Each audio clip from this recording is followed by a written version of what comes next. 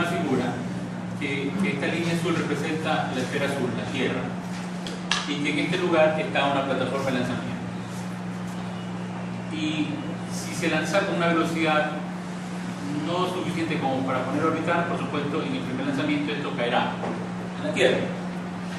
En una rapidez mucho mayor probablemente avance otro tanto más, pero si se le da la velocidad justo como para ponerlo a orbitar, esto estará dando vueltas y vueltas y vueltas alrededor de la Tierra. Obviamente nosotros conocemos que alrededor de la Tierra hay en ciertos lugares estratégicos muchos de estos satélites. Primero, los primeros que se lanzaron son de tipo militar y los siguientes pues de uso comercial. Actualmente para las comunicaciones son de mucha sensibilidad. Estos satélites entonces están dando vuelta a la Tierra cada cierto periodo, minutos, 90, 120, en horas. Depende de la altitud, depende de la altura a la que se ubiquen los satélites. Hay una característica de un satélite en el cual, si se coloca en línea ecuatorial y siempre lo vemos en el satélite, ese tipo de satélites se llaman satélites geoestacionarios. Un satélite de tipo geoestacionario no son muchos, ¿no? La mayoría de los satélites están a una menor altitud que esta geoestacionaria. Porque un satélite geoestacionario significa que ese satélite, ese cuerpo, siempre está sobre ese sitio, sobre ese lugar geográfico. En cambio, los otros, los de comunicaciones, están navegando alrededor de la Tierra, es decir, pueden pasar por un lugar varias veces al día.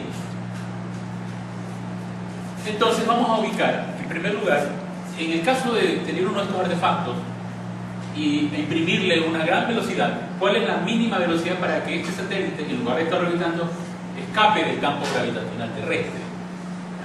Entonces, si tenemos esa situación, yo puedo resolver el problema por energía. Si yo aplico conservación de la energía,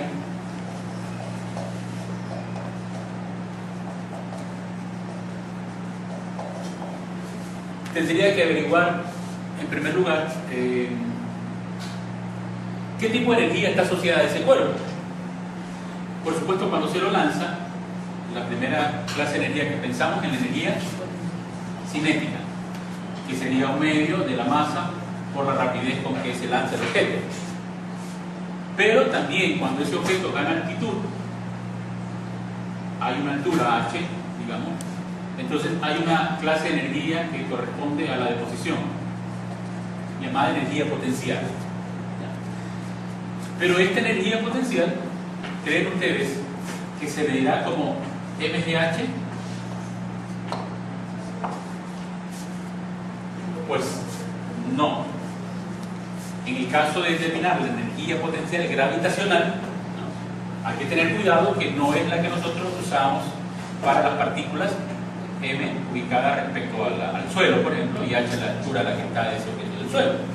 Bueno, para responder esa pregunta de cuál es la energía que podríamos utilizar para la medida de la energía potencial, pensemos entonces en la Tierra, el radio de la Tierra, ¿cierto?, y que existe la partícula ubicada a una posición R1,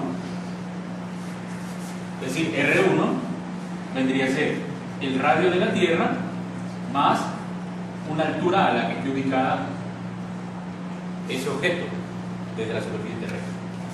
Y si ese objeto navega del campo gravitatorio yendo hacia otro lugar de posición R2, ¿cierto?, entonces R2 será el radio de la Tierra más esta nueva altura, la medida desde la superficie terrestre hacia el nuevo lugar donde está la partícula. ¿De acuerdo?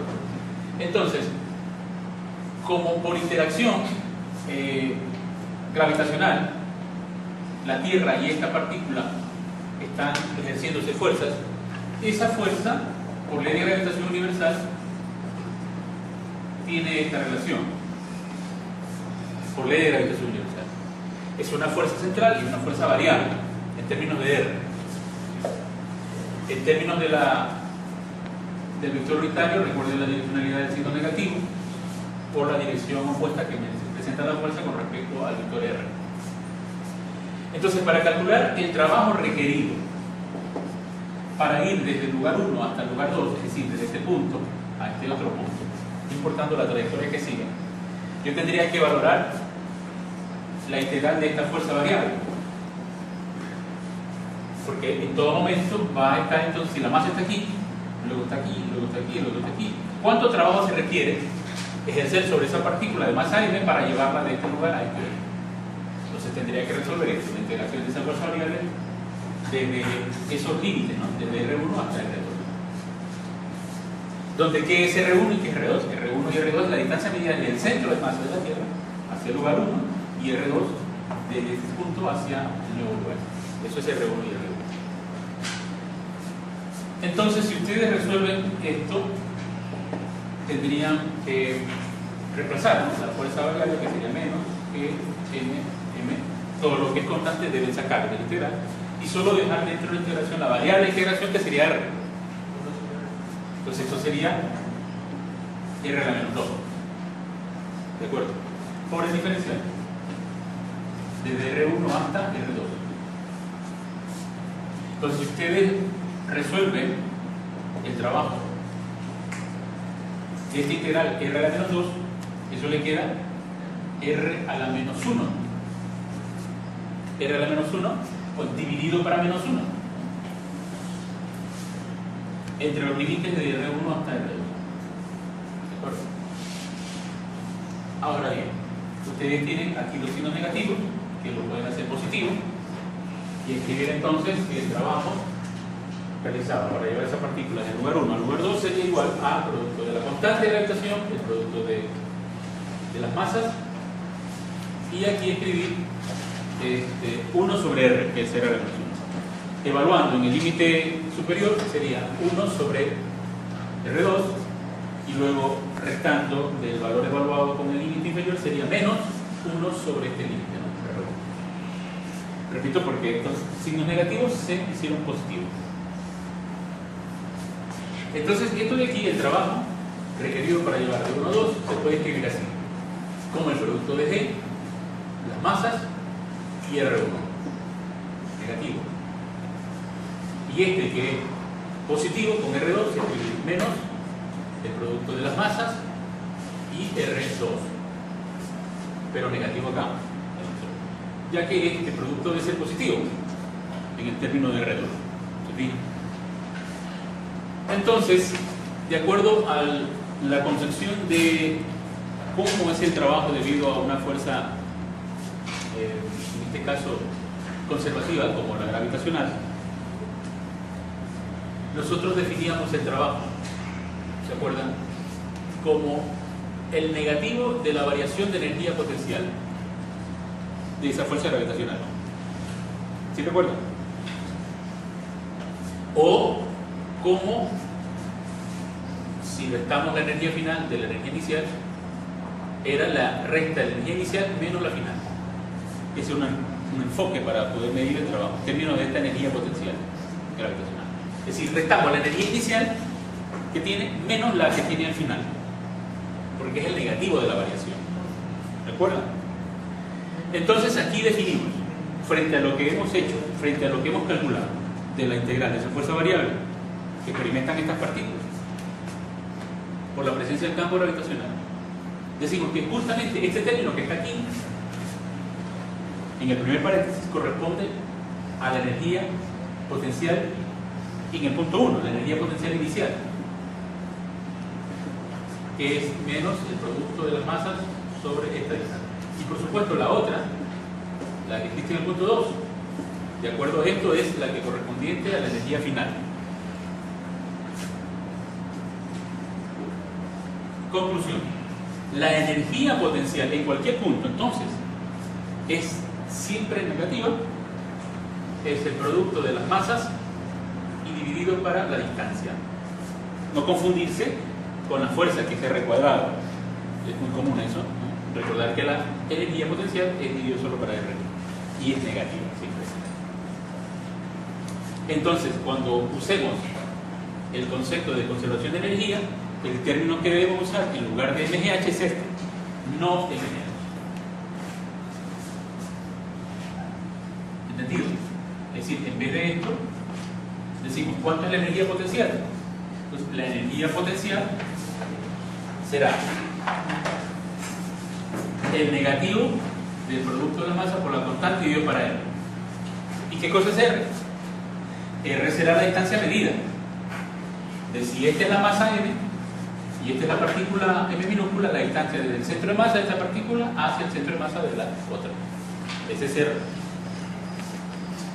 Bueno, entonces estamos listos con este concepto nuevo que hemos introducido de cuánto es la energía potencial, aplicar la conservación de energía para el problema de velocidad de escape. Entonces decimos que cuando este objeto escapa, pues ya la energía es cero, porque si se escapa fuera del campo gravitacional ya no es ese, pues sería cero. Y entonces también ya tendría cero energía, es decir, la energía llegaría a ser cero cuando escapa. Solo que cuando se lo va a lanzar y está ubicada en la superficie terrestre, entonces yo tendría que decir, a ver, entonces esto tiene dos cosas. La una, la energía cinética, que es saber un medio de la masa por la velocidad para escapar a para que este objeto pueda salir del campo gravitatorio. Quiero saber cuánto es esa velocidad de escape.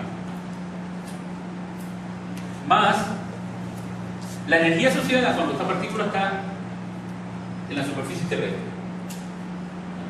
Entonces, esa energía sería negativa, ¿no? Y te escribe aquí, menos que M.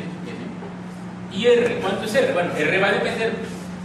Si está a una altura H, si la plataforma está a una altura H considerable, entonces esta R sería el radio de la Tierra más esa altura de la plataforma. Pero si esa altura no es significativa, es decir, que esté a unos, no sé, pues a unos 30 metros, 40 metros, con respecto al radio de la Tierra, ¿cuánto es el radio de la Tierra? 6.400 kilómetros, o 6.4 por 10 a la 6 metros. Y decir que si H, la altura de la plataforma, son, no sé, unos 40 metros, pues es insignificante, ¿no? Es como que está en la Tierra, en la superficie terrestre. Entonces, este H tendría sentido si es de magnitud, no sé, con kilómetros, 2 kilómetros, 6 kilómetros. Ahí podría decir sumo H, porque es significativo. Pero si son unas decenas de metros, es considerar como que H es cero. Y entonces, esto es el radio de la Tierra. ¿Me entienden? ¿Sí? Es como que esté en la superficie terrestre. Entonces, ¿cuánto es la distancia entre las partículas? Entre la partícula M y la masa de la Tierra, en la que se supondría que toda esta está concentrada en su centro de masa. Esa distancia es el radio de la Tierra. Eso es R. Entonces, si eso es cero, yo puedo calcular la velocidad de escape. Bueno, simplifico esta M minúscula y la velocidad de escape sería ¿qué? Igual de este ejemplo. La raíz cuadrada de 2 veces, 2 pasa ya a multiplicar a la constante de gravitación, la masa de la Tierra y el radio de la Tierra. Ahí está. Esa sería la velocidad de escape. Pongámosle datos, ¿no? Pongámosle números. A ver. Si yo reemplazo, estamos hablando de la constante de gravitación. 6.11 por 10 a la ¿cuánto dije? 6.27. 6.67 por 10 a la menos 11, la constante es el radio de la Tierra, 6.4 por 10 a la 6, la masa de la Tierra,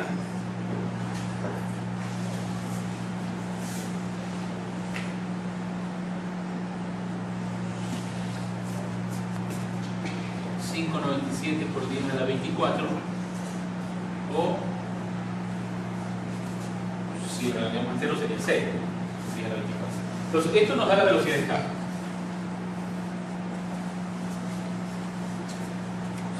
mismo aquí. 11.200 metros sobre segundo. Siguiente aproximación. Confirmen ese resultado ustedes. Y es la velocidad mínima para que cualquier objeto, al ser separado de la Tierra, pueda escapar del campo terrestre. A veces se llama